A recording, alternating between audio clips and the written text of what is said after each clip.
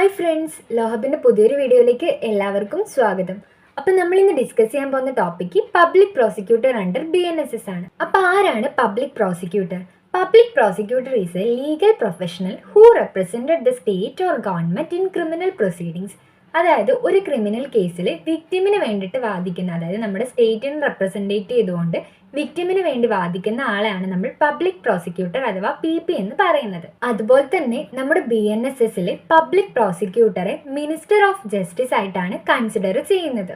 അപ്പോൾ ഇനി നമ്മൾ നോക്കാൻ പോകുന്നത് roles and responsibility of public prosecutor ആണ്. അതിൽ ഫസ്റ്റ് വൺ വരുന്നത് സ്റ്റേറ്റിൻ്റെ റെപ്രസെൻറ്റേറ്റീവ് ആയിട്ടാണ് പബ്ലിക് പ്രോസിക്യൂട്ടർ നമ്മൾ കൺസിഡർ ചെയ്യുന്നതെന്നുള്ളതാണ്. അതായത് നമ്മുടെ സ്റ്റേറ്റിനെ റെപ്രസെൻറ്റേറ്റ് ചെയ്തിട്ട് ഒരു കേസിൽ നിൽക്കുക എന്നുള്ളതാണ് പബ്ലിക് പ്രോസിക്യൂട്ടറുടെ ഫസ്റ്റ് ഡ്യൂട്ടി ആയിട്ട് വരുന്നത്.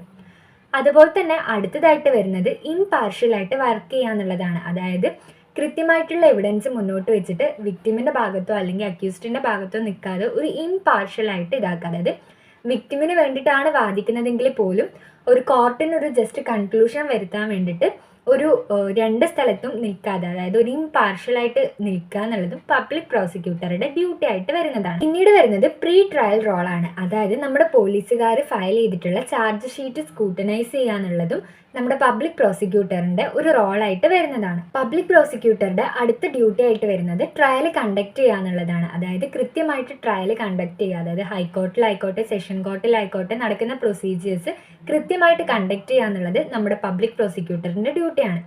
പിന്നീട് വരുന്നത് വിറ്റ്നസിനെ മാനേജ് ചെയ്യുക എന്നുള്ളതാണ്. അതായത് വിറ്റ്നസിന് മുന്നേ, അതായത് ട്രയലിന് മുന്നേ തന്നെ വിറ്റ്നസിനെ പോയി കണ്ടിട്ട് അവരോട് എല്ലാ കാര്യങ്ങളും പറഞ്ഞ് മനസ്സിലാക്കി, അതായത് നമ്മുടെ ഒരു കോർട്ട് പ്രൊസീജിയേഴ്സൊക്കെ കോർട്ടിൽ വരുന്നതിന് മുന്നേ അതിനെ പറ്റിയിട്ട് ഒരു ട്യൂട്ടോറിയൽ കൊടുക്കുക എന്നുള്ളതൊക്കെ നമ്മുടെ പബ്ലിക് പ്രോസിക്യൂട്ടറുടെ ഡ്യൂട്ടി ആയിട്ട് വരുന്നതാണ്.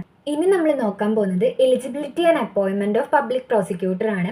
നമ്മുടെ BNSSൻ്റെ സെക്ഷൻ 18ലും അതുപോലെ തന്നെ പഴയ CRPCയുടെ സെക്ഷൻ 24ലും ആണ് എലിജിബിലിറ്റി ആൻഡ് അപ്പോയിൻമെൻറ്റിനെ പറ്റിയിട്ട് പറയുന്നത്. നമ്മുടെ ഹൈക്കോർട്ടിലേക്കുള്ള പബ്ലിക് പ്രോസിക്യൂട്ടറെ അപ്പോയിൻമെൻറ്റ് ചെയ്യുന്നത് സെൻട്രൽ ഗവൺമെൻറ്റോ അല്ലെങ്കിൽ സ്റ്റേറ്റ് ഗവൺമെൻറ്റോ ആയിരിക്കും. ഇവർക്ക് കൺസൾട്ടേഷൻ കൊടുക്കുന്നത് നമ്മുടെ ഹൈക്കോർട്ട് ആയിരിക്കും. അതുപോലെ തന്നെ നമ്മുടെ ഡിസ്ട്രിക്ട് ലെവലിലേക്കുള്ള അല്ലെങ്കിൽ ഡിസ്ട്രിക്ട് കോർട്ടിലേക്കുള്ള സെക്ഷൻ കോർട്ടിലേക്കുള്ള PPനെ അപ്പോയിൻമെൻറ്റ് ചെയ്യുന്നത് സ്റ്റേറ്റ് ഗവൺമെൻറ് ആയിരിക്കും with the consultation of session judges ആണ്. അതുപോലെ തന്നെ ഒരാളെ പബ്ലിക് പ്രോസിക്യൂട്ടർ ആയിട്ടോ അല്ലെങ്കിൽ അഡീഷണൽ പബ്ലിക് പ്രോസിക്യൂട്ടർ ആയിട്ടോ അപ്പോയിൻമെൻറ്റ് ചെയ്യണമെങ്കിൽ അയാൾക്ക് മിനിമം 7 years ഓഫ് പ്രാക്ടീസ് ഉണ്ടാവണം. അതായത് അയാൾ അഡ്വക്കേറ്റ് ആയിട്ട് മിനിമം 7 year എങ്കിലും പ്രാക്ടീസ് ചെയ്തിട്ടുണ്ടാവണം എന്നാണ് പറയുന്നത്.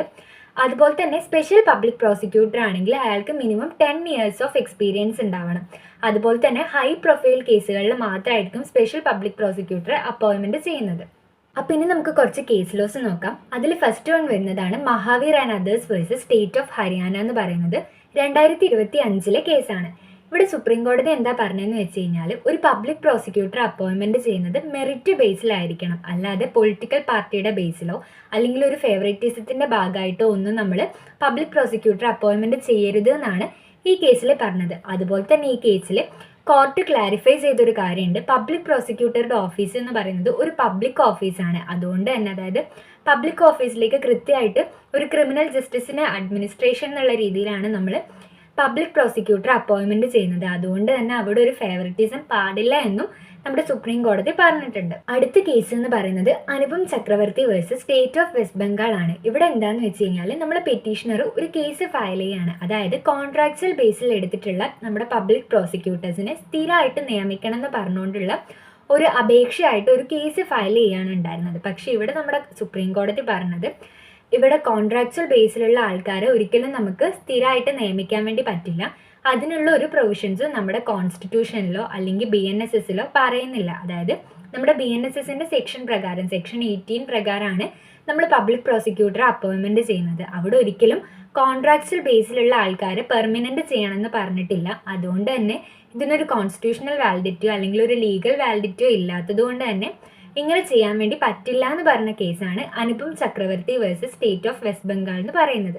അപ്പം നമ്മളിന്ന് ഡിസ്കസ് ചെയ്തത് പബ്ലിക് പ്രോസിക്യൂട്ടറെ പറ്റിയിട്ടായിരുന്നു. നമ്മൾ പബ്ലിക് പ്രോസിക്യൂട്ടർ എന്താണെന്ന് നോക്കി, അവരുടെ ഡ്യൂട്ടീസും റെസ്പോൺസിബിലിറ്റീസും നോക്കി, അതുപോലെ തന്നെ അവരുടെ എലിജിബിലിറ്റീസും അപ്പോയിൻമെൻറ്റിനെയും പറ്റി നോക്കി. സെക്ഷൻ 18ലാണ് BNSSൻ്റെ സെക്ഷൻ 18ലാണ് ഇത് ഡിസ്കസ് ചെയ്യുന്നത് എന്ന് പറഞ്ഞു. അതുപോലെ തന്നെ റിലേറ്റഡ് ആയിട്ടുള്ള 2 കേസ് ലോസും നോക്കി.